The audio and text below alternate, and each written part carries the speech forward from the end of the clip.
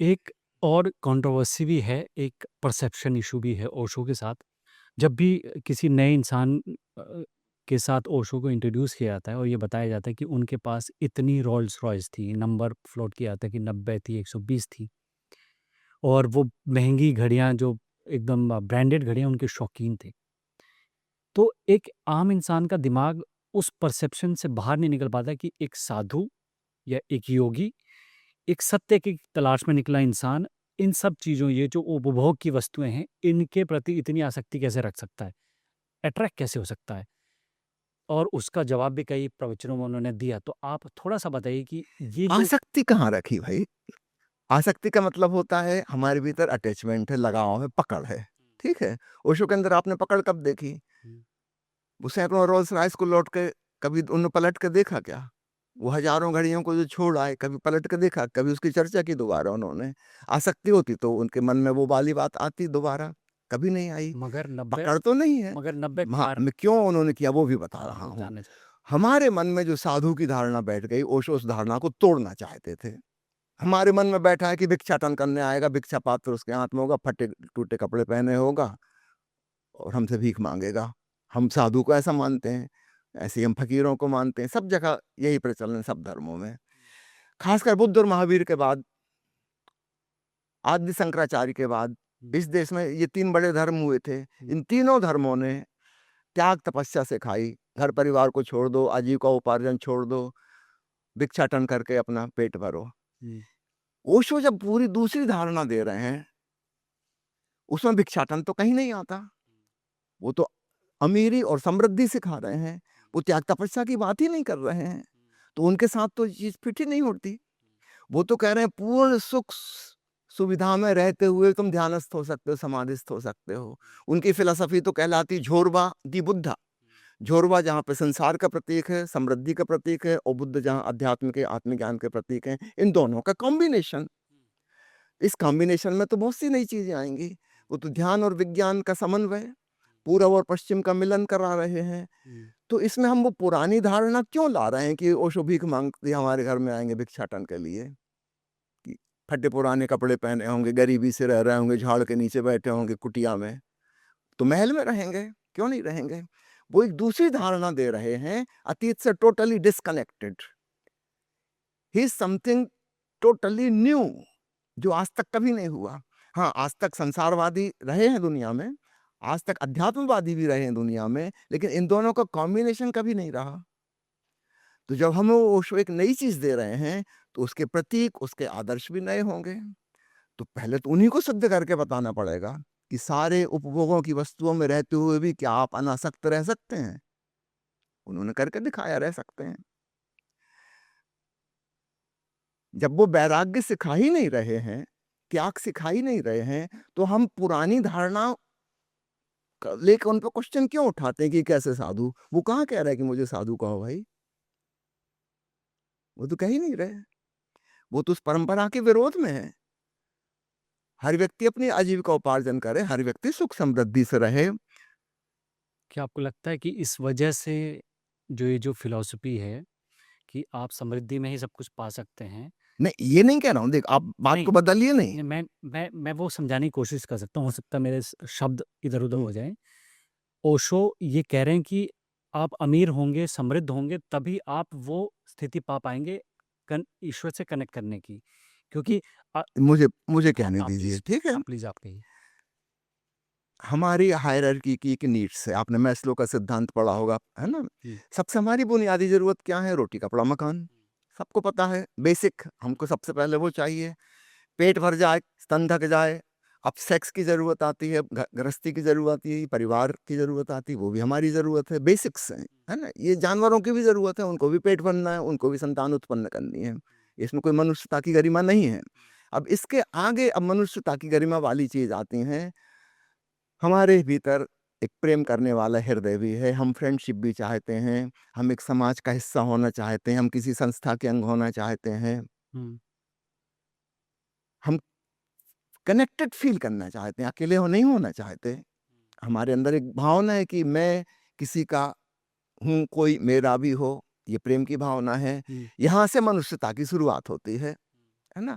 अब इसके ऊपर और एक चीज़ आती है, वो है क्रिएटिविटी, सृजनात्मकता, मौलिक क्रांतिकारी विचार, आविष्कार, वैज्ञानिक, साहित्य का सृजन, संगीत का सृजन, भाँति-भाँति के क्रिएटिविटी, ये पशु तो नहीं करते, ये मनुष्य करता है, लेकिन ये हमारी हायर नीड है। हुँ। यदि हमारी लोअर नीड्स पूरी हो गई तभी हम यहाँ तक जा पाएँगे, नहीं तो नहीं जा पाएँगे। आप एक भिखारी वो रोटी माँग रहा है और आप जाके उसको रवीन्द्रनाथ की गीतांजलि दे दो कि ये पढ़ो, इस पे नोबेल प्राइज़ मिली थी। वो क्या करेगा? उठा के आपके चेहरे पे मार के देगा कि मैं क्या पढ़ूँगा गीतांजलि, रोटी चाहिए मुझे, है ना? अभी गीतांजलि उसकी ज़रूरत नहीं है। हाँ, पेट भर जाएगा तब एक दिन हो सकता है उसकी भी ज़रूरत आए। तो हमारी ग्रेजुअल ग्रोथ होती है, ठीक है? उसके बाद आता है आत्मज्ञान की, अध्यात्म की ज़रूरत। जहाँ हमारे पास सारी सुख समृद्धि है, अच्छे से अच्छा मकान है, अच्छे व्हीकल हैं, अच्छा मोबाइल है, सब कुछ अच्छा है, घर गृहस्थी देख लिया, प्रेम संबंध देख लिए, सबसे थक गए, सबसे ऊब गए, साहित्य देख लिया, मनोरंजन देख लिया, संगीत देख लिया, जो क्रिएटिव चीज़ें हो सकती थी, विज्ञान समझ लिया, विज्ञान का आविष्कार कर लिए। अब उससे भी थक गए, उससे भी ऊब गए, अभी भी कोई सैटिस्फैक्शन नहीं है, समथिंग इज़ स्टिल मिसिंग। अब सवाल उठता है कि व्हाट इज़ मिसिंग? ये सवाल तभी उठता है जब सब चीज़ें पास में हों। हुँ। गरीब आदमी से पूछोगे वो तो कहेगा भई छोटी-सी झोंपड़ी में रहता हूँ, मुझे एक बड़े मकान की ज़रूरत है, एक पक्का मकान रहने को मिल जाए तो मैं सुखपूर्वक रह पाऊँगा। ये ऐसा वो सोच रहा है कि सुखपूर्वक रह पाऊँगा, क्योंकि उसके पास है नहीं। जिसकी शादी नहीं हुई है, और जो शादी के लिए तरस रहा है, वो तो यही समझता है कि शादी हो जाएगी, जीवन में आनंद ही आनंद हो जाएगा। उसको हम कितनी प्रमाण दो कि भाई तुम देख तो लो अपने चारों तरफ जिनकी शादी हो गई, उनकी क्या दुर्गति हुई है। अभी उसको समझ में नहीं आता, उसको लगता है शादी हो जाएगी तो बस तृप्ति हो जाएगी। वो तो जब हो जाएगी तब पता चलेगा, हुँ। है ना? तो ठीक इसी प्रकार जो-जो चीज़ हमें मिलती जाती है, हमें पता चलता जाता है उसकी निरर्थकता, और कोई गहरी प्यास जो हमको अनसैटिस्फाइड रखे हुए है, और वो प्यास बनी है कि अब एक समय ऐसा आता है कि हमको अब ये भी नहीं समझ में आता कि क्या चाहिए। संसार में जो-जो हो सकता था, नाम कमा लिया, यश प्रतिष्ठा कमा ली, सब सुख वैभव के साधन हैं, भरा पूरा परिवार है, मित्र मंडली है, अब और क्या चाहिए? अब खुद को भी समझ में नहीं आता। यहाँ पर एक टर्निंग पॉइंट आता है, या तो हम डिप्रेशन की तरफ चले जाएँगे फ्रस्ट्रेशन में कि ज़िंदगी बेकार गई, हुँ। हमने इतना सब कुछ किया, इट मेक्स नो सेंस, हम पागल थे, बुद्धू बन गए हम। है ना? सुसाइड कर लो, आत्महत्या कर लो, जीने का कोई मकसद नहीं है। आज पश्चिमी देशों में सुसाइड बढ़ता जा रहा है, क्योंकि समृद्धि बढ़ती जा रही है ना? बहुत लोग उस जगह पहुँच गए जहाँ उनके पास वो सब कुछ हो गया, जो हो सकता है। अब इससे और ज़्यादा करने का कोई मतलब नहीं है ना? फिर लगता है कि लाइफ़ इज़ मीनिंगलेस, जीवन अर्थहीन है, और फिर जीने की ज़रूरत क्या है? कितने लोग सुसाइड कर रहे हैं, बिल्कुल। या डिप्रेशन में चले जाएँगे। उनको लगता है कि अब जीवन में कोई आगे टारगेट ही नहीं है ना? सर। यहीं से टर्निंग पॉइंट आता है कि एक रास्ता और है अभी। अभी मैंने स्वयं को नहीं जाना है, आत्मज्ञान नहीं हुआ। ठीक है, दुनिया के बारे में मैंने खूब जान लिया, वर्ल्ड टूर कर लिए, सब कुछ कर लिया, हुँ। बड़ी-बड़ी डिग्रियाँ हासिल कर लीं, पीएचडी कर ली, सब कुछ हो गया। स्वयं को नहीं जाना, तो अध्यात्म का रास्ता अब यहाँ से खुलता है। तो अब व्यक्ति मेडिटेशन में उत्सुक होगा, अपने भीतर स्वयं को जानने में उत्सुक होगा, और जिस दिन उसको आत्मज्ञान होगा, उस दिन उसको परम शांति का, परम संतोष का अनुभव होगा। परमात्मा को उसने जान लिया। अब ये परमानंद है, अल्टीमेट ब्लिस, इसके आगे कुछ भी नहीं है। हुँ।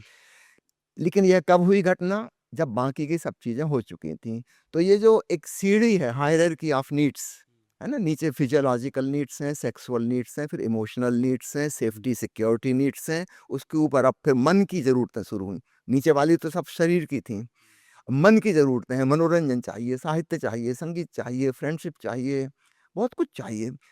उसके और ऊपर जाते हैं, क्रिएटिविटी हुँ। की भी ज़रूरत है। जब वो भी पहले लगता था कि मेरी भीतर जो हिडन टैलेंट है वो एक बार अच्छे से प्रकट हो जाए, मैं सैटिस्फाइड हो जाऊँगा। वो हो भी जाती है, मैं अपने क्लाइमैक्स पे पहुँच जाता हूँ। दूसरे लोग मुझे समझते हैं कि मैं सफल हूँ। मुझे पता चलता है कि मेरे भीतर तो एम्प्टीनेस है ज्यों की त्यों बरकरार, कुछ हुँ। तो नहीं हुआ, बेकार गई सारी मेहनत। हुँ। वहाँ से फिर अध्यात्म अथवा आत्महत्या, हुँ। 2 चीज़ों का एक पॉइंट आता है। हुँ। अगर व्यक्ति को समझ नहीं है, वो समझेगा कि पूरी ज़िंदगी बेकार है, इससे अच्छा तो मर जाओ, या वो स्वयं की खोज में, अध्यात्म की खोज में जाएगा। तो अब मैं आपकी बात पे आ रहा हूँ, बड़े वर्ग को अध्यात्म की, ध्यान की रुचि तब होगी जब समृद्धि हो। लेकिन इसके अपवाद हो सकते हैं, हर नियम के एक्सेप्शन होते हैं। संत कबीर ने बहुत गरीबी में रहकर परमात्मा को पा लिया, उनके पास विवेक की संपदा है, बाहर की समृद्धि तो नहीं है, छोटी सी झोंपड़ी में रहते हैं, है ना? जुलाहे का काम करते हैं, रोज कमाते हैं, रोज खाते हैं, कल का भी इंतजाम नहीं है, बामुश्किल अपने बच्चों का पेट भर पाते हैं। लेकिन इनको हम कहना होगा he is rich in wisdom, कोई अद्भुत प्रज्ञा और विवेक है उनके पास कि कुछ ना होते हुए भी उन्हें पता है कि सब कुछ बेकार है, असली चीज वो है, हुँ। और उस रास्ते पे वो चले जाते हैं। हम ओशो का ही जीवन देखते हैं। 21 साल की अवस्था में जब उन्हें आत्मज्ञान प्राप्त हुआ, उस समय हमारा परिवार कोई बहुत अमीर परिवार तो नहीं था, एक साधारण मिडिल क्लास फैमिली थी। लेकिन विज़डम, है ना? वो उनके अंदर अद्भुत थी और उसके द्वारा जाना जाता है। लेकिन संसार के लिए उन्हें एक छोड़ के जाना है प्रतीक। वो छोड़ के इस प्रकार से गए हैं कि खूब सुख समृद्धि में, भोग विलास में रहो। तुम्हारा आदर्श भिक्षाटन करना नहीं है, तुम्हारा आदर्श त्याग तपस्या करना नहीं है, जंगल की गुफा में जाके नहीं रहना, महलों में रहो। क्योंकि मेजॉरिटी यहीं से अध्यात्म में जा सकेगी। माइनॉरिटी, मैंने जैसे संत कबीर का कहा कि संत रविदास का हम उदाहरण ले लें, कि रामकृष्ण परमहंस का ले लें, बहुत गरीब थे, है ना?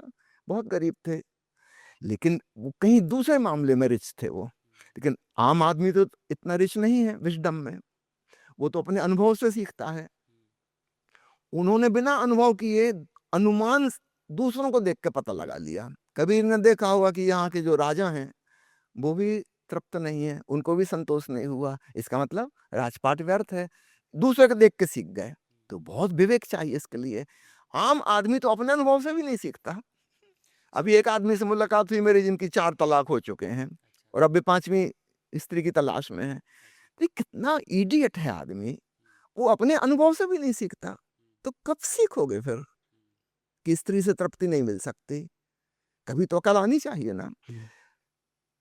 आम आदमी को अनुभव से ही अकल आएगी, उसमें भी जो थोड़े बुद्धिमान है उनको, सबको नहीं आएगी। ऐसे इडियट हैं वो 5वीं बार भी शादी करेंगे, है ना? सर आजकल तो विश्व पहले इस बात को खूब क्लियर हो जाने दीजिए, ओशो ने जो रोल्स रॉयस और उनके नाम हुँ। के शहर बसाए और इतनी धन संपत्ति का प्रदर्शन किया, यह सब दिखावटी है ना?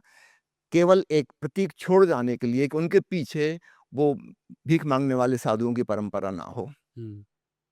तो आपको लगता है वो परंपरा खत्म हो पाई है देश में? निश्चित हो रही है। मेरे देखते-देखते मैं देख रहा हूँ आज साधु सन्यासी महँगी-महँगी गाड़ियों में चल रहे हैं, सर आप उनको ऊँचे-ऊँचे सही में मंच साधु सन्यासी मानते हैं?